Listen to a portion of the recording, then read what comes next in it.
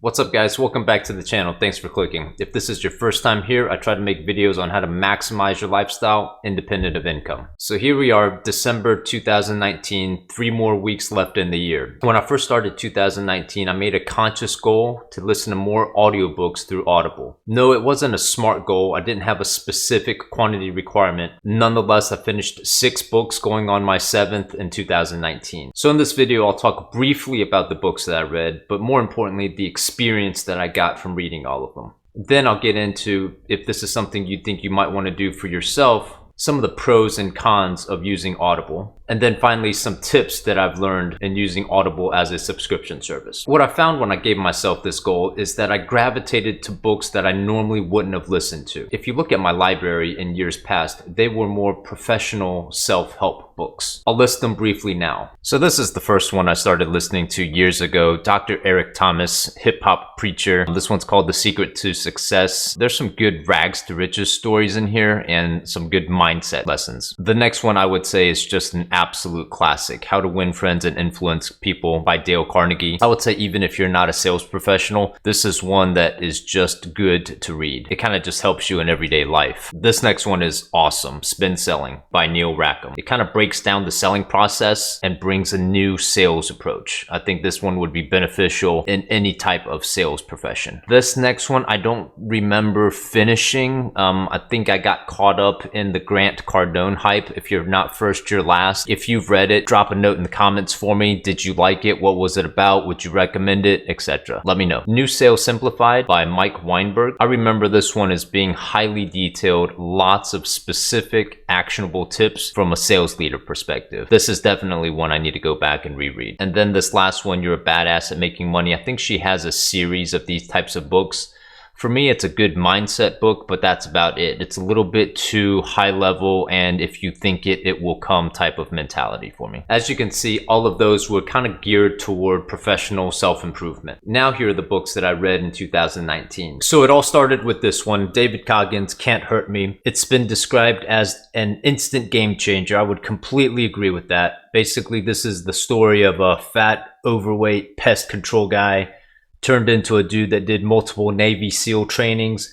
Now he does ultra marathons. If you don't know what that is, those are like 100-mile races, completely insane. I think this is one that everyone can relate to. If you need some motivation, read this book. It's going to fire you up. Next, we have a book called The Power of Now by Eckhart Tolle. If you would have told me a couple years ago that I would have read something like this and enjoyed it, I would have told you you're out of your mind. It's a very spiritual book, very high level. I really had to slow down and listen and absorb the information here, but I would say that if you can relate to it, it kind of gives you a different perspective on everything. The next one that I listened to and really enjoyed was The Happiness Hypothesis. Basically, I was going through a phase where I didn't know what made me happy. This book brings in a technical approach to an emotional feeling. So from a technical perspective, they took a lot of surveys and asked what made people happy. The results are pretty interesting. I would definitely recommend this one. Never Split the Difference by Chris Voss. So when I went through a period of wanting to get better earlier this year, a lot of that was watching some YouTube channels. One of the YouTube channels that I stumbled upon was this guy named Chris Voss. He was giving examples on how he was the top FBI hostage negotiator and using his tips and techniques to negotiate in other aspects of his life. Fast forward to today, after reading his book, I take his tips and I take it and I use it in multi-million-dollar negotiations at work. Shoe Dog was a fun one. Shoe Dog basically is the autobiography of Phil Knight, the founder of Nike. I had no idea that Nike kind of started this way. Interesting read. I would definitely recommend it. The next one I listened to was this one called YouTube Marketing. In my opinion, just very basic information in here. It's not bad. I don't know if I would recommend spending 6 hours listening to it. And then the current one that I'm listening to, I'm not done yet, is called The 5 Love Languages.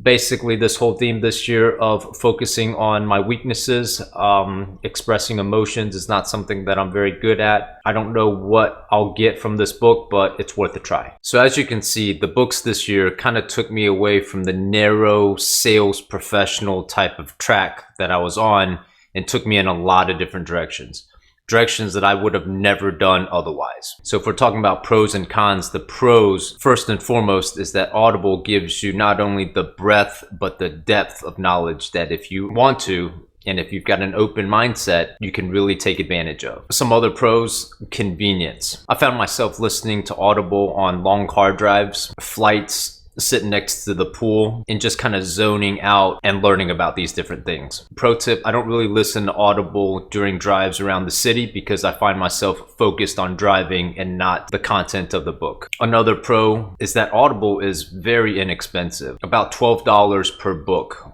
Pro tip: sign up for the 2-book per month package. It comes out to be a little bit less. If that ends up being too much, what you can do is you can call in and you can freeze your account for 3 months at a time. You can't cancel your account because you've got to use the credits before you cancel. But when you freeze your account, it gives you time to catch up to all the titles that you purchased. Another pro tip is if you trust someone with having your credit card information, you can share your Amazon account so more than one person can share the same titles, which is what I do. And finally, the last pro, which is also a tip, is when I listen to Audible, I set my speed at 1.1x. So basically I get through the title about 10% faster. I don't lose anything in the sense that I can't understand the reader or anything like that. It just makes it go by a little bit faster. And finally, just some cons. The number one con is I think you actually get something from reading a physical book, which you kind of miss out on in listening to somebody read to you. In Audible, you can't highlight a physical book. I think there's a way to do it electronically, but again, just different than having a physical book where you can highlight and go back and reference. I think it's easy to see that the pros obviously outweigh the cons. Audible is something that I've used to really improve myself in 2019. I look forward to doing the same thing, probably more so in 2020. Guys, I hope you enjoyed the video. I wanted to share this experience with you to hopefully you can do something similar.